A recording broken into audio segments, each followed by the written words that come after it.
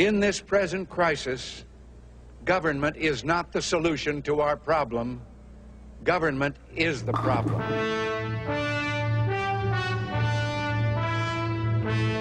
Brexit has been twice as bad as putting 60% of the country under house arrest for 2 years. And yet politicians continue to tell us it's the way forward. It's about going forward with an ambitious 5-part plan that will help us to grow our economy. And frankly, it's something out of a Monty Python sketch.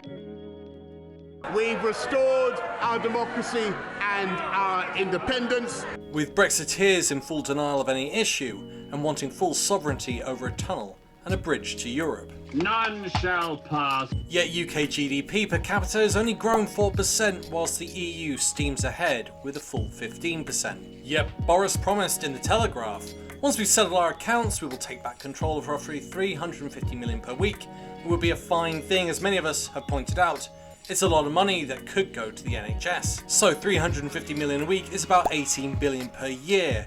But under this government, they've only given 20.5 billion over 5 years, so that's 4 billion. Where is the rest of that money? The situation is so bad that hospitals are actually setting up food banks for NHS staff. It gets worse. Did you know that we are still paying the EU? It's only in 2023 that we stopped paying the huge sums, which means that money was always there. The government just never wanted to spend it. It's gotten worse because the divorce bill has actually risen to an eye-watering 42.5 billion because of inflation, meaning that we're having to pay an extra 7.5 billion. Right, stop that. It's silly. Very silly indeed. Started off as a nice little idea, but now it's just got silly. Trade deal with Australia and New Zealand did not benefit the UK, and in fact Liz Truss was warned.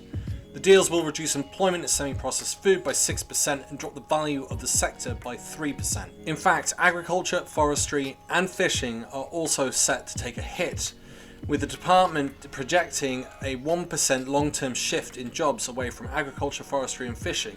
And of course, on top of that, there was that amazing US trade deal that was meant to turn up. But remember what Barack Obama said about that? Maybe some point down the line there might be a UK-US trade agreement, but it's not going to happen anytime soon because our focus is in negotiating with a big bloc, the European Union, to get a trade agreement done. And UK is going to be in the back of the queue. But remember what Nigel Farage told us? Well, how quickly can we get a trade deal with the United States? Well, it's very interesting because quite honestly, if the British government went to Trump today and said, right, let's crack on, I think that certainly by the end of this year, if not a considerable time before, that trade deal could be done.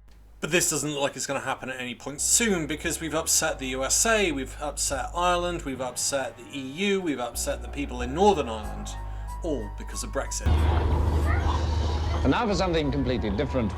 Scotland has taken another step closer to independence, with the Supreme Court willing to hear the Scottish Government's case for holding an independent referendum.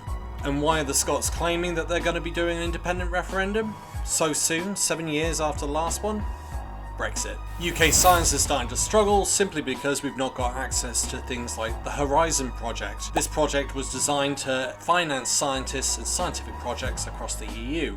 But because of Northern Ireland and the failure of the protocol, we're now in a situation where we've been kept out of the Horizon Project. Added into the other effects of being outside the EU and the growth of the economy in the EU, it's becoming a very attractive place for Brits to move to. You can find out more in my video, Brexit Problems, Year 1. One of the things that actually concerns me most is homeless students, believe it or not. Because of the cost of living crisis in part created by Brexit, we're now seeing students unable to actually afford to live, which means that the poorest aren't able to have social mobility, and it means that the problems of the UK that could be resolved by having a highly educated workforce are now harder to achieve. Because I feel like it's the pandemic. You can't blame everything on Brexit, can you? With statements like that, it really does feel like the Black Knight denying that his arm's been hacked on. Now stand aside, worthy adversary. 'Tis but a scratch. A scratch? Your arm's off. No, it isn't. Well, what's that then? I've heard worse. You liar! Come on, you pansy! Which brings us on to our next issue, the cost of living. A cheaper pound means food import prices go up, and so does the cost of living. A day one Brexit bonus.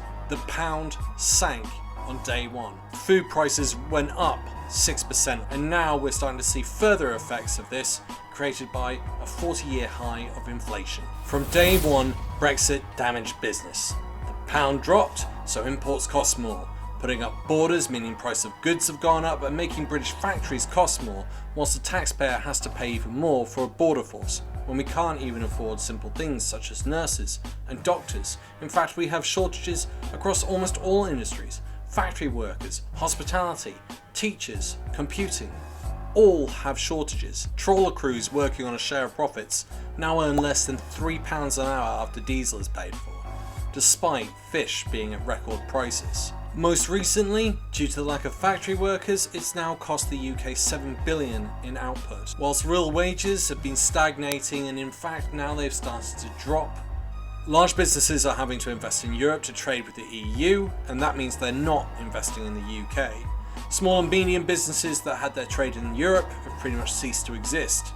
And of course, the British businesses connected to these businesses are also damaged, because they're not trading as much with some of the companies that have either moved into the EU or have completely stopped trading. Kwasi Kwarteng, business minister, even dodged the question about Brexit helping business by talking about how it helped out the Ukraine. But of course, as you can see in this tweet, he seems to think that Brexit's done. And I'm hoping by the end of this video you can see that he's completely gaslighting the public. No, on second thoughts, let's not go. It is a silly place. Right. Tourism in the UK are barely half the number pre-pandemic. Returning tourists in the UK in 2022 were 5.87 million instead of 11.53 million in 2019. And the biggest hurdle? Brexiteers demanding passports. Only 25% of Europeans have them. Check out more in my video, Brexit Destroying Tourism. But of course it gets worse, because people can't even get into the country without having to queue for half a day. Dear visitors to the UK, I apologise for the way you're being treated on arrival. Terminal 3 Heathrow just now was a disgrace and inhumane. I'm afraid we have the worst Home Secretary in British history. That is from actor Hugh Grant. According to the Mirror and several other newspapers, the misery has been caused by Border Force because it's unsustainable and inefficient. But it gets worse, because it looks like Border Force have actually made it worse. They have not protected our borders. There was even a report earlier this week talking about how people had landed on beaches in Britain armed with guns. It's becoming quite clear that our security services were never equipped with the right number of people or the right amount of equipment or training to deal with our borders.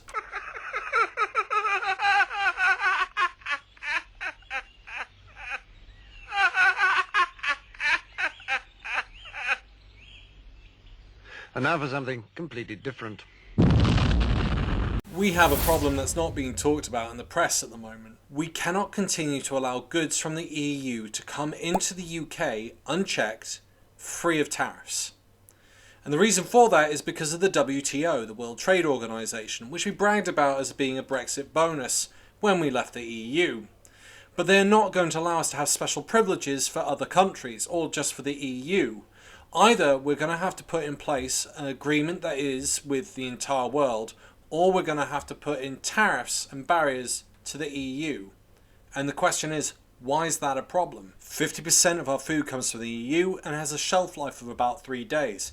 You put in checks and you're going to have queues at the border. As soon as you do that, there's a chance you're going to have a major shortage of food and prices are going to go up even more. If you don't put in checks, then the entire world gains free access to the UK. Our farming, manufacturing and industrial companies will go bye-bye. The City of London, a city within a city that Brexiteers really didn't like and were quite happy to give a bloody nose to during the Brexit referendum.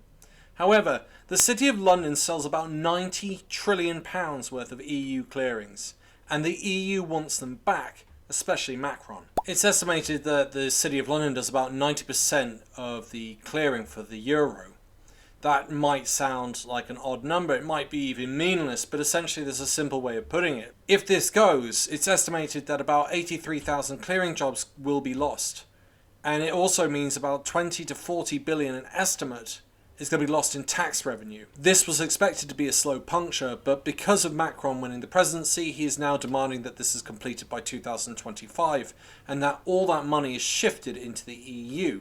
As I stated earlier, it just seems like something out of a Monty Python sketch. The Brexiteers are essentially the Black Knight who cannot accept that his arm's been cut off, his leg's been cut off, everything's fine, everything should carry on, no change, fight to the end. Unfortunately, ladies and gentlemen, that is not the reality. And if you don't believe me, just have a listen to some of these stats. We are now paying about 40 billion a year to the EU in taxes and charges and fees, with no way of recouping that money. The Financial Times says the decline in output at the moment amounts to 100 billion. That means about 40 billion less revenue in tax.